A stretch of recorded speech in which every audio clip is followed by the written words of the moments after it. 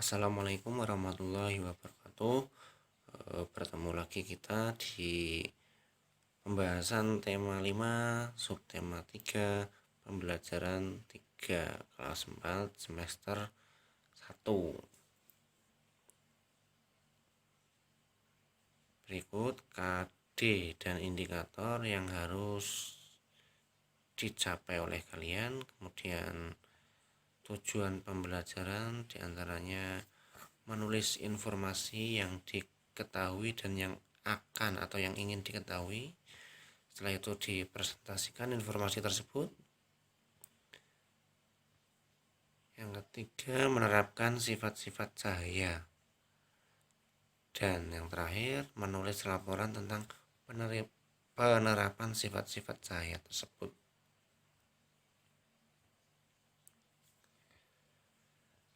Indonesia itu memiliki sejarah yang sangat panjang ya. Dari dulu sudah banyak sekali pahlawan yang sangat berjasa karena sudah mempelajarinya dalam pertemuan-pertemuan sebelumnya.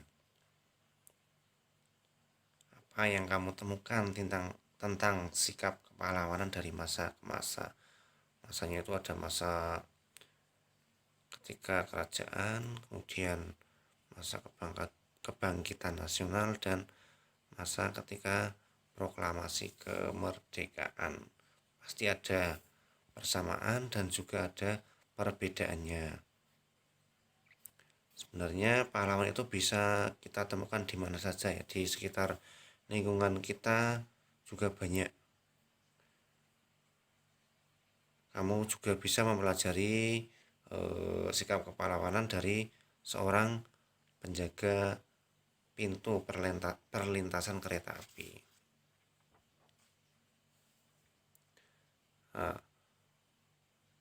mungkin kalian juga sudah pernah lihat secara sekilas sudah tahu petugas perlintasan kereta api itu tugasnya apa, kegiatannya ngapain aja, apa hal-hal yang dilakukan.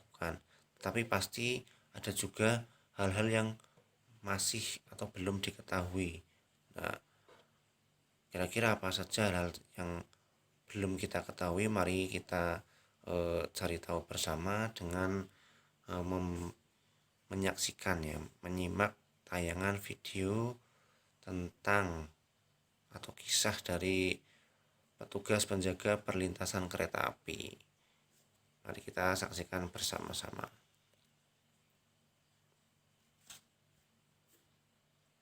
Bermula dari keprihatinan atas banyaknya korban di perlintasan kereta tanpa palang pintu, seorang kakek di Ranca Ekek, Kabupaten Bandung secara mandiri membangun perlintasan kereta api. Ya, dan selama bertahun-tahun pula ia rela tidak pulang demi keselamatan pengguna jalan. Ia pun harus menjaga palang pintu kereta api seorang diri tanpa perhatian dari PT KAI.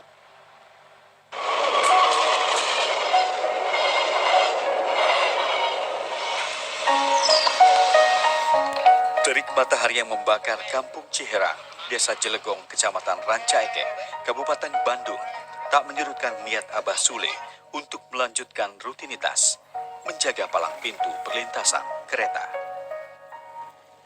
34 tahun mengabdi di PT Kereta Api Indonesia, pensiunan Kepala Regu Bagian Jalan dan Bangunan PT KAI ini membuat sendiri palang pintu perlintasan kereta semacam ini.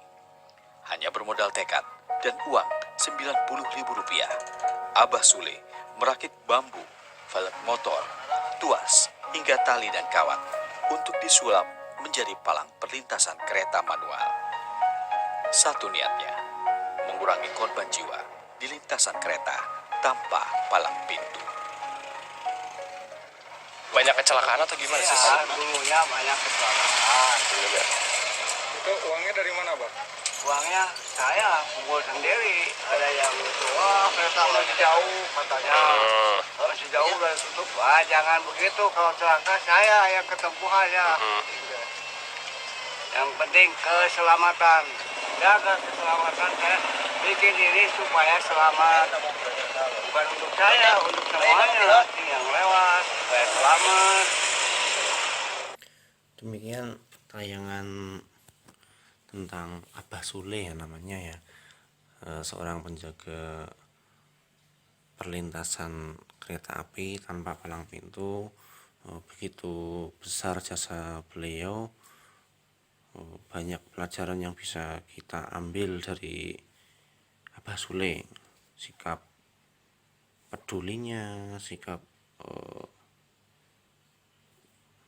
perhatiannya kepada para warga untuk menjaga keselamatannya. Banyak sekali, besar sekali jasa-jasa beliau, meskipun keadaannya sudah tua, tapi beliau tetap semangat, tetap mencerminkan sikap seorang pahlawan ya. Jadi pahlawan itu tidak harus orang yang memegang senjata bertempur di medan perang, itu tidak harus seperti itu. Siapapun bisa jadi pahlawan, termasuk diri kalian sendiri bisa jadi pahlawan. Dari tayangan tersebut pastinya bertambah informasi tentang penjaga perlintasan kereta api. Semakin banyak kita membaca, akan banyak pengetahuan atau informasi yang kita peroleh. Membaca itu tidak harus dengan melihat teks saja ya, melainkan dengan menyaksikan atau mengamati video itu sudah termasuk juga membaca. Jadi membaca itu banyak macamnya. Nanti di LKPD di situ juga ada teksnya, teks tentang pahlawan tanpa tanda jasa, petugas penjaga perlintasan kereta api. Silakan kalian tuliskan informasi apa saja yang ada atau diperoleh dari teks tersebut ya. Selain petugas perlintasan kereta api, masih banyak pahlawan-pahlawan tanda jasa yang lain, tanpa tanda jasa yang lainnya. Selain itu, sikap kepahlawanan pun dimiliki oleh orang-orang yang bekerja di dalam kapal selam. Nah, ini gambar kapal selam. Kalau kita perjelas seperti ini. Nah, mereka itu menjaga perairan Indonesia dari gangguan-gangguan orang yang tidak bertanggung jawab. Biasanya berasal dari luar ya, dari luar negeri. Nah, supaya orang-orang yang berada di dalam kapal selam, dengan kapal selam kan melayang ya di dalam air ya, jadi di dalam air, tidak terus seperti kapal-kapal biasanya. Nah, gimana cara orang-orang yang ada di dalam mengetahui keadaan luar? Nah, dilihat itu ada di atasnya ada seperti pipa gitu ya. Kalau kita perjelas, nah bentuknya seperti ini. Itu merupakan jendela pengintip ya. Nah, jendela tersebut disebut atau dinamakan periskop. Orang-orang yang ada di dalam kapal selam melihatnya seperti ini. Nah, jadi melihat dari lubang kecil yang di dalamnya itu ada cermin. Nah, bisa tahu keadaan luar. Prinsip periskop itu memanfaatkan sifat-sifat dari cahaya. Sifat apa kira-kira yang digunakan dalam periskop ini? Kalian nanti akan membuat sebuah periskop sederhana dari bahan-bahan yang mudah didapatkan. Nah, cara kerjanya itu seperti itu. Jadi digambarkan ada pengamat, kemudian melihat ke depan, ada cermin datar, di arah yang berlawanan juga ada cermin datar, sehingga cahayanya dipantulkan. Nah, ketika dipantulkan bisa melihat objek yang berada jauh, walaupun kita tersembunyi di bawah air bisa melihat keadaan di luar. Nah, mari kita membuat periskop secara sederhana dari bahan-bahan yang ada di sekitar kita. Pak Guru akan coba tayangkan sebuah video tentang apa saja bahan yang dibutuhkan, kemudian pembuatannya bagaimana, silahkan disimak baik-baik. Setelah ini nanti kalian akan praktek mencobanya ya.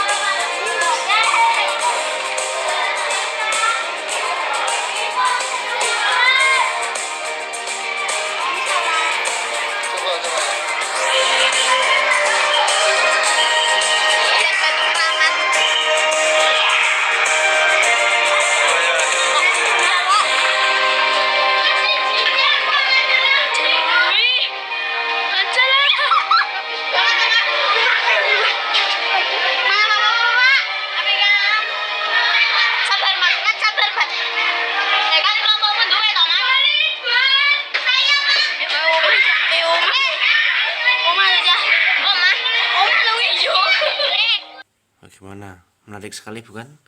Kalian bisa praktek di rumah dengan menggunakan bahan-bahan yang mudah. Jika mengalami kesulitan silahkan buka lagi video ini, cara membuatnya bagaimana. Terus setelah jadi nanti dicoba ya, diuji coba. Jika masih belum terlihat bayangan seperti yang terlihat pada video, kalian bisa perhatikan lagi, ulangi lagi langkah-langkahnya sudah sesuai atau belum. Kemudian tuliskan hasilnya dan buatlah kesimpulannya serta membuat laporan. Formatnya sudah ada di LKPD, kalian bisa isi format tersebut dengan nama percobaan, tujuan, dan lain-lain sesuai dengan yang kalian lakukan. Nah, ini dia link YouTube yang tadi digunakan sebagai sumber belajar. Silakan, selamat bekerja, selamat belajar. Sekian, terima kasih. Wassalamualaikum warahmatullahi wabarakatuh.